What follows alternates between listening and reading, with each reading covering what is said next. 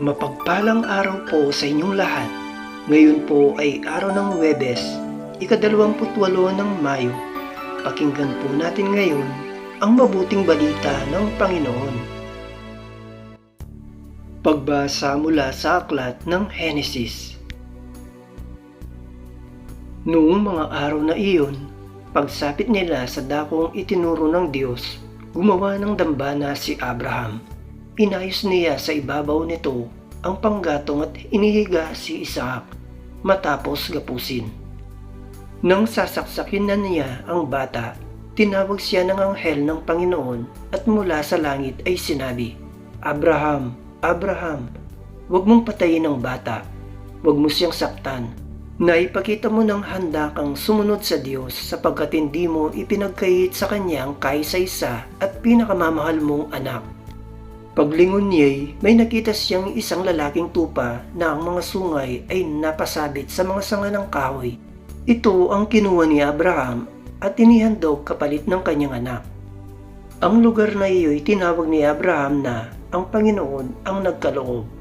At magpahanggang ngayon, sinasabi ng mga tao sa bundok ng Panginoon ay may nakalaan.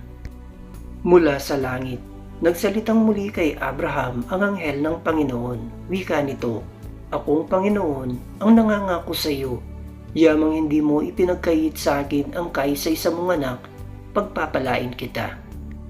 Ang lahi mo'y magiging sindami ng bituin sa langit at ng buhanginan sa dagat. Lulupigin nila ang mga lungsod ng kanilang mga kaaway. Sa pamamagitan ng iyong lahi, pagpapalain ang lahat ng bansa sa daigdig, sapagkat ikaw ay tumalima sa akin." Ang salita ng Diyos. Salamat sa Diyos. Salmong tugunan, handa akong naririto upang sundin ang loob mo.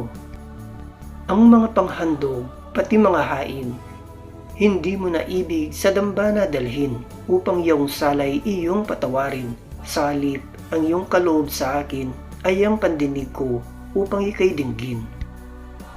Handa akong naririto upang sundin ang loob mo. Kaya ang tugon ko, ako'y naririto, nasa kautusan ang mga turo mo. Ang nais kong sundi iyong kalooban, aking itatago sa puso ang aral. Handa akong naririto upang sundin ang loob mo. Ang pagliligtas mo'y ipinagsasabi, di ko inilihim sa aking sarili, pati pagtulong mo't pag-ibig na tapat, sa mga lingkod mo'y isinisiwalat. Handa akong naririto upang sundin ang loob mo. Silang dumalapit sa iyo'y dulutan ng ligaya't galak na walang kapantay.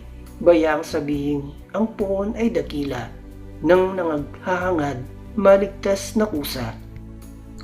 Handa akong naririto upang sundin ang loob mo. Aleluya, aleluya! Masunuring Kristo Jesus, naghay ng buhay sa krus, kaya't dinakila ng Diyos, binigyan ng ngalang tampok sa langit at sansinukob. Aleluya, aleluya! Ang mabuting balita ng Panginoon ayon kay San Mateo. Noong panahong iyon, isinama sila ni Jesus sa isang lugar na tinatawag na Getsemani. Sinabi niya sa kanyang mga alagad, "Dito muna kayo manalangin, ako sa dako roon." Ngunit isinama niya si Pedro at ang dalawang anak ni Zebedeo. At nagsimulang mabagabag at maghirap ang kanyang kalooban. Sinabi niya sa kanila, "Ang puso ko'y tigib ng hapis na alos ikamatay ko. Maghintay kayo rito at makipagpuyat sa akin." Pagkalayo ng kaunti, nagpatira pa siya at nanalangin, "Ama ko, kung maaari, ilayo mo sa akin ang kalis ng paghihirap na ito. Gayunman, huwag ang kalooban ko, kundi ang kalooban mo ang mangyari." Nagbalik siya at dinatnan niyang natutulog ang tatlong alagad. Sinabi niya kay Pedro, "Talaga bang hindi kayo makapagpuyat na kasama ko kahit isang oras man lamang? Magpuyat kayo at manalangin upang huwag kayong madaig ng tukso." Ang espiritu'y nakahanda, ngunit mahina ang laman. Muli siyang lumayo at nanalangin, Ama ko, kung hindi mayalis ang kalis na ito nang hindi ko inumin, mangyari ang iyong kalooban. Ang mabuting balita ng Panginoon. Pinupuri ka namin, Panginoong Hesukristo.